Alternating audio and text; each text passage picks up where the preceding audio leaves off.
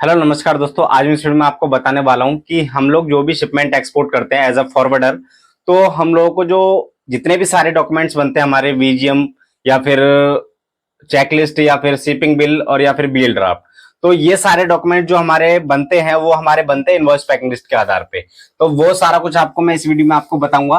तो मान लीजिए इस वीडियो में आपको यही बताऊंगा कि इनवॉइस पैकिंग लिस्ट में क्या क्या डिटेल मेंशन होती है और इनके यूज क्या होते हैं, क्योंकि इनके बिहाफ पे सारे डॉक्यूमेंट्स आगे क्रिएट होते हैं। क्योंकि जो शिपिंग इंस्ट्रक्शन है, इनवॉइस है और पैकिंग लिस्ट, तो इन दोनों का आपको मैं डिफरेंस बताऊंगा और इसमें क्या क्या डिफरेंस होता है और इनवॉइस में क्या चीज डिटेल मेंशन होती है और पैकिंग लिस्ट में क्या डिटेल मेंशन होती है। तो सारा कुछ आपको इस वीडियो में आपको बताऊंगा। तो वीडियो में आगे बढ़ने से पहले मैं आपको बता देना चाहता हूं, अगर आप चैनल पर नए हैं तो चैनल को सब्सक्राइब कर लीजिए, बेल आइकन प्रेस कर लीजिए ताकि हमारे नई नई वीडियो के अपडेट्स आपको सबसे पहले मिल पाए। और अगर आपने अभी तक हमारे सितंबर बैच का अभी तक रजिस्ट्रेशन नहीं किया है, अगर आप उसको ज्वाइन करना चाहते हैं तो उसको आप ज्वाइन कर सकते हैं। डेस्कटॉप पे जो नंबर देख रहे हैं उस पर कॉल करके या व्हाट्सअप करके आप मेरे से सारी डिटेल आप मेरे से ले सकते हैं। और अगर आपने अभी तक फ्रेट फॉरवर्ड की बुक अभी तक परचेज नहीं की तो डेस्कटॉप पे जो आप नंबर देख रहे हैं उस पर आप मेरे को कॉल कर सकते हैं। सारी डिटेल आपको वहां मिल जाएगी, कैसे आपको बुक्स मिलेगी, सारी डिटेल आपको वहां पे मिल जाएगी। ठीक है, तो चलिए मैं आपको इनवॉइस पैकिंग लिस्ट के बारे में आपको बताता हूँ। तो इनमें हमारा जो मतलब मेन पार्ट होता है हमारा यही होता है इनवॉइस पैकिंग लिस्ट। ठीक है, तो इनवॉइस पैकिंग लिस्ट का पहले आप व्यूज देख लीजिए किस तरीके का व्यू होता है। तो सॉरी, ये मैंने ज्यादा वैसा बना दिया, मैं आपको सही से बना के बताता हूँ। तो यहाँ आपको ना अच्छे तरीके से समझ आएगा आपको कि अभी तक लोगों के कुछ डाउट्स थे कि डॉक्यूमेंट्स कैसे बनते हैं, क्योंकि मेन पार्ट होता है हमारा इनवॉइस पैकिंग लिस्ट ही होता है। ठीक है, तो दोनों व्यू में तो एक तरीके से सेम ही होते हैं। तो पहले मैं आपको इनवॉइस में बताता हूँ क्या क्या डिटेल हमें इसमें इनवॉइस के अंदर हमें मिलती है। ठीक है, तो इसके फॉर्मेट अगर आपको चाहिए तो आप मेरी वेबसाइट से जाके ले सकते हैं। डेस्कटॉप पे आप जो वेबसाइट का नाम देख रहे हैं pravesh.com, उससे आप जो इनके फॉर्मेट है सारे मैंने अपलोड किए हुए हैं, तो वहां से आपको मिल जाएंगे। तो इस तरीके का जो है इनका फॉर्मेट होता है इनवॉइस पैकिंग लिस्ट का। तो पहले मैं इनवॉइस क्रिएट कर रहा हूँ और पैकिंग लिस्ट का भी मैं अभी आपको बता दूंगा कि इसमें क्या क्या डिटेल मेंशन होती है। दोनों मतलब आप देखेंगे तो दोनों चीज आपको सेम लगेगी, लेकिन इसमें थोड़ा सा डिफरेंस होता है, वो मैं आपको क्लियर करता हूँ। तो ये है आपका, ये हो गया आपका इनवॉइस पैकिंग लिस्ट, मतलब सॉरी इनवॉइस बना रहा हूँ अभी। ठीक है, तो इनवॉइस जो शिपमेंट हम लोग एक्सपोर्ट करते हैं, जो एक्सपोर्टर के पास इसका फॉर्मेट होता है, कस्टम का ये फॉर्मेट होता है एक तरीके से। ठीक है, यहाँ पे आपका इस तरीके से आपके कॉलम बने होंगे। तो ये कॉलम भी मैं बता देता हूँ किस चीज के लिए बने होंगे। सारे कुछ कुछ मतलब सेम ही होता है, डिट्टो इसी की तरह नहीं हो सकता। तो मैं आपको बस एक एग्जांपल के लिए आपको बता रहा हूँ जिससे आप पहचान पाएंगे। ठीक है, तो इस तरीके से जैसे हमारे नॉर्मल जो बिल्स होते हैं ना उसी के तरीके से होता है ये। ठीक है, यहाँ पे जो देखिए, यहाँ पे हमारा जो होता है इसमें होता है हमारा एक्सपोर्टर का नाम। ठीक है, एक्सपोर्टर की सारी डिटेल होती है। ठीक है, जो माल भेज रहा है, ठीक है, जिसे हम शिपर भी बोलते हैं, जैसे मैंने पिछली वीडियो में भी आपको बताया, तो इसमें कंफ्यूज होइएगा इसमें।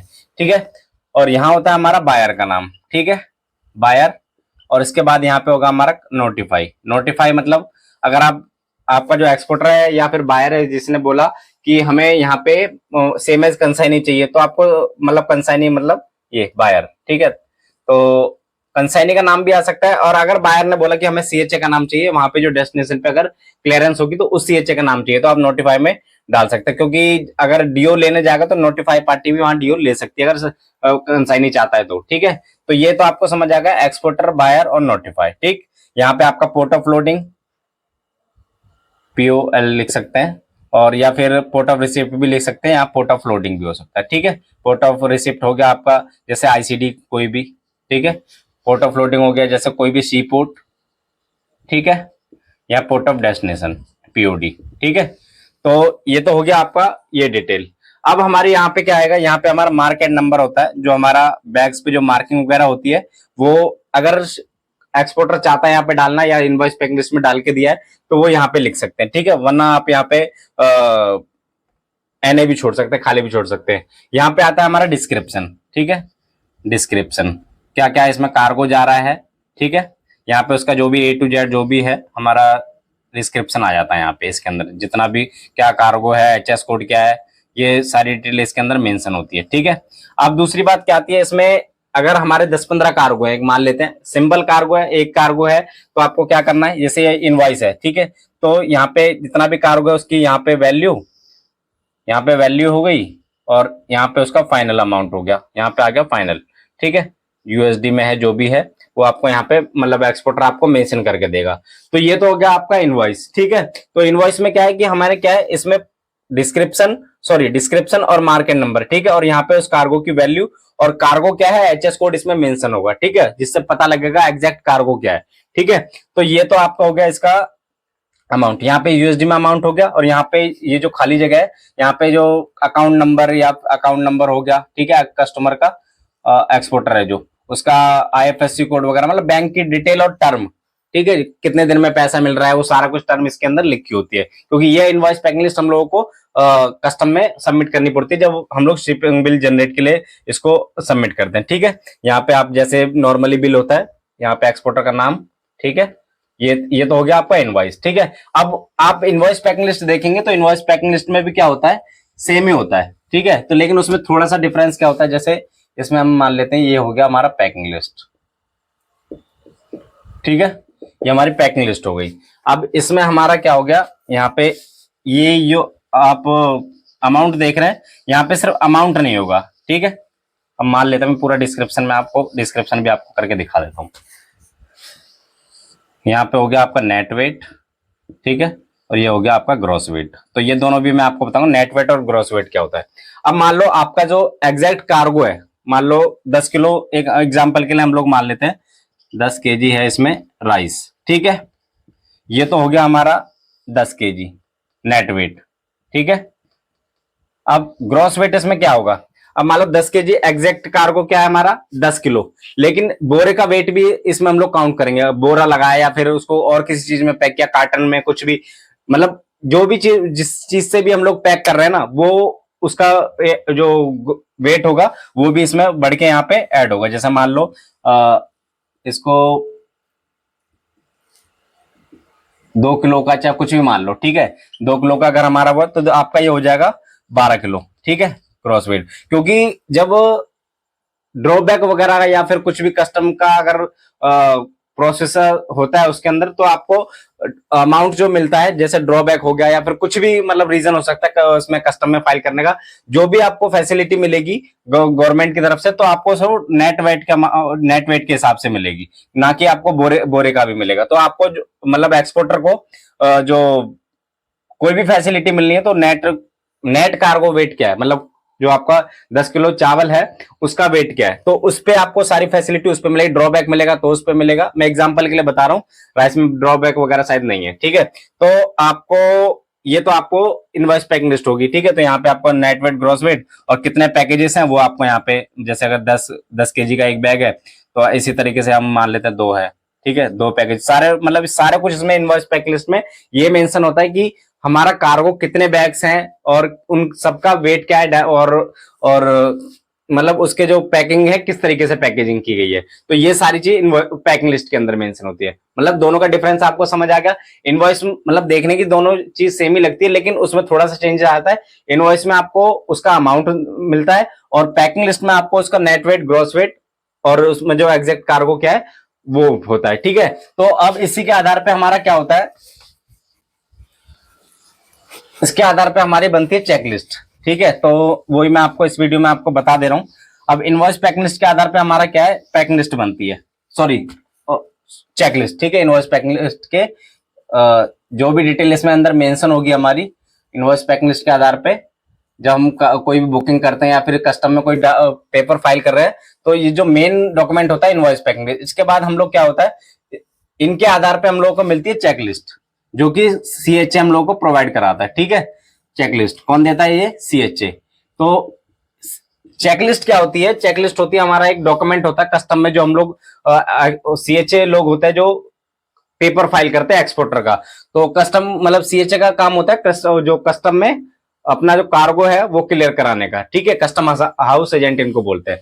तो इनका काम होता है कस्टम में जो अपना कार्गो है वो क्लियर कराने का। तो चेकलिस्ट हमें इसलिए मिलती है कि कोई भी डिटेल हमारी उसके अंदर गलत मतलब फिल ना हो। तो हमें एक तरीके से हम इसको ड्राफ्ट ही बोल सकते हैं शिपिंग बिल का।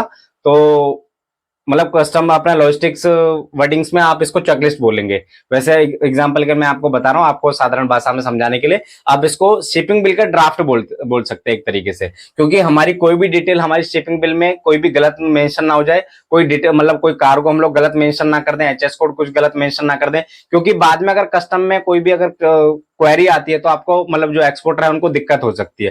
तो चेकलिस्ट इसीलिए हम लोगों को मिलती है, हम लोग उसको कोई भी अगर करेक्शन है तो इसमें हम लोग करा सकते हैं। और एक बार हमारा जो पेपर फाइल हो गया और उसमें अगर हमारी शिपिंग बिल कॉपी आ गई, लियो कॉपी आ गई, क्लियरेंस हो गया और बाद में कोई भी क्वेरी आई तो उसमें जो एक्सपोर्टर है उसको दिक्कत आ सकती है। तो ये डॉक्यूमेंट हम लोगों को चेकलिस्ट, अब आपको समझ आ गया कि चेकलिस्ट होती क्या है।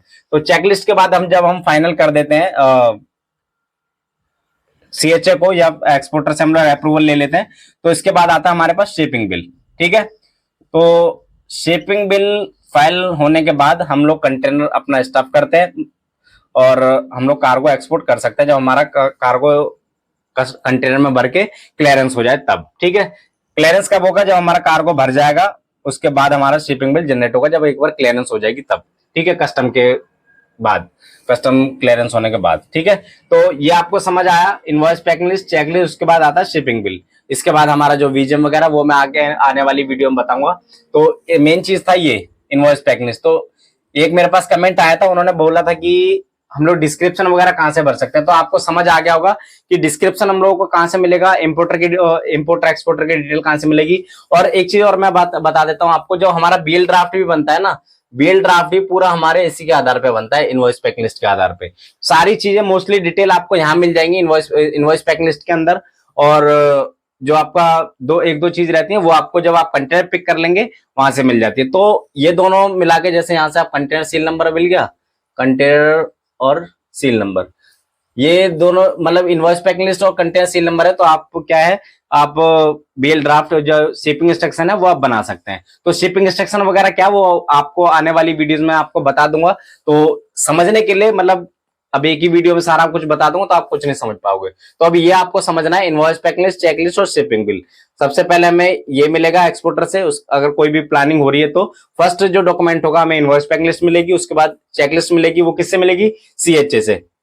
ठीक है, जिसे हम कस्टम हाउस एजेंट बोलते हैं। और एक बार उसको फाइनल करने के बाद जो डॉक्यूमेंट्स मिलता है उसको बोलते हैं हम लोग शिपिंग बिल। ठीक है, तो इतना आपको समझ आ गया होगा, ज्यादा बड़ा टॉपिक नहीं था ये, तो ये समझना बहुत जरूरी था, बहुत छोटी छोटी चीजें हैं। और एक चीज मैं आपको और बता दूं, फ्रेट फॉरवर्डिंग जो है वो कोई ज्यादा बड़ा डॉक्यूमेंट्स वर्क नहीं है, छोटा सा ही है। ये नहीं कि आपको 1-1.5 साल लगेगी, 2 साल लगेगी। और तो इसीलिए मैंने जो अपना कोर्स किया हुआ है सिर्फ 1-1.5 महीने का ही है, उसमें आप सारा कुछ सीख लेंगे। आप जो लोग सोच रहे हैं कि सर 1 महीने में आ जाएगा पूरा, तो मैं उनको बता दूं ये कोई भी फ्रेट फॉरवर्डिंग का जो कोर्स है इतना बड़ा कोर्स नहीं है, इतना बड़ा डॉक्यूमेंटेशन नहीं है जिससे आपको समझने में दिक्कत हो। क्योंकि इससे और इजी तरीके से आपको मैं नेक्स्ट वाली वीडियो में आपको बताता हूँ कि आपको उसमें सारा क्लियर हो जाएगा कि कोर्स सच में बड़ा नहीं है, सिर्फ आपको समझने की जरूरत है। तो इन्फॉर्मेशन अच्छी लगेगी तो वीडियो को लाइक कर दीजिएगा, चैनल को सब्सक्राइब कर लीजिए, बेल आइकन प्रेस कर लीजिए ताकि हमारे नई नई वीडियो के अपडेट्स आपको सबसे पहले मिल पाए। तो इस वीडियो में इतना ही, तो मिलते हैं नेक्स्ट वीडियो में एक नए टॉपिक के साथ, तब तक के लिए धन्यवाद।